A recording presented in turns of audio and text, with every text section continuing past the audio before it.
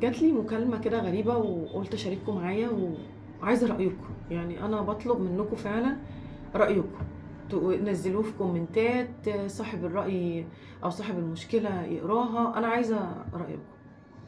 هي بتقول لي إن هي وحيدة مامتها وباباها واتجوّزت وجوزها راجل كويس جدًا، وبقى لها 10 سنين متجوّزة، والحمد لله رب العالمين حياتها مستقرة. باباها توفى ومامتها ربنا يديها الصحة، ست كويسة وكانت صحتها كويسة وكانت عايشة لوحدها وهي بتروح تزورها عادي ومامتها بتيجي تزورها عادي، والحياة كانت ماشية كويس أوي، ما كانش فيها أي نوع من أنواع المشاكل.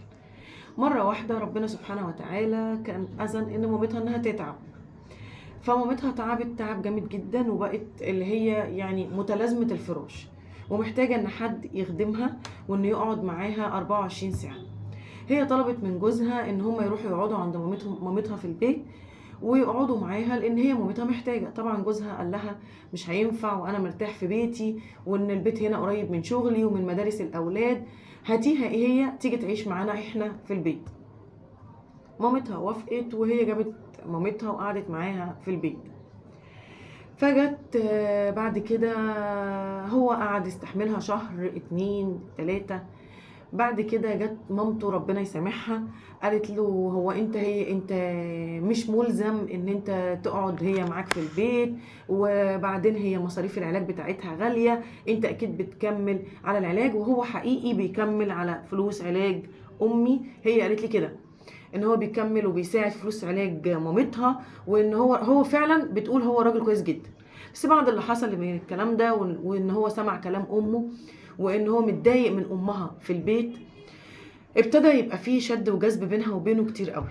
سابت البيت وبعد كده راحت قعدت في بيتها في بيت باباها وبقت مقيمة هناك مع مامتها وخدت اولادها معاها. اكتشفت بعد كده بعد فترة من الوقت ان هو اتجوز. ده طبعا انا اتصدمت وانا وهي بتحكي لي، انا واحده من الناس اتصدمت. ازاي في الفتره الصغيره دي انت بتتكلمي في 3 شهور؟ يعني ازاي 3 شهور؟ يعني مش هيستحمل مامتك 3 شهور وبعدين يتجوز؟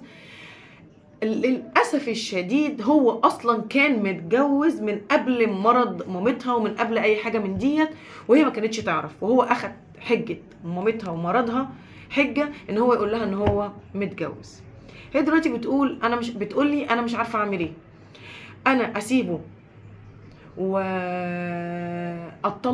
طب انا هعيش ازاي على العلم ان انا معاش امي صغير؟ حتى لو اتطلقت ودخلت في معاش ابويا المعاش صغير جدا، وطبعا مصاريف الاولاد كبيره، وهو بيساعدني ولحد دلوقتي حتى وانا قاعده عند امي في مصاريف العلاج بتاعتها.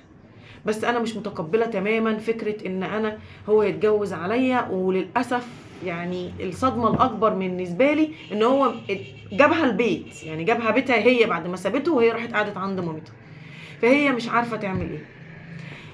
انا طبعا الموقف كان كبير ان انا اديها رايي، انا مش عارفه، يعني انا مش يعني انا حاسه ان انا مش قادره ان انا اقول لها ان انت سيبيه. وفي نفس الوقت فكره ان هو يعتبر خانها واتجوز عليها وان هو بعد العمر ده كله تكتشف ان هو كان متجوز، انا ما عرفتش ارد بصراحه. ومش عارفه، يعني انا عايزه رايكم، يعني انا محتاجه راي حد تاني معايا ان هو يقول لي هي تعمل ايه. لو انا هقول لها كملي عشان خاطر الاولاد وعشان خاطر مامتك اللي تعبانه، وممكن مع الوقت هو يكتشف غلطته ويعرف غلطته ويرجع لك انتي. بس هو مش عارفه حقيقي، انا مش عارفه اخد قرار ولا اقول ايه. انا محتاجه رايكم، لو تردوا عليا في الكومنتات وكل واحد يقول رايه يبقى جزاكم الله كل خير.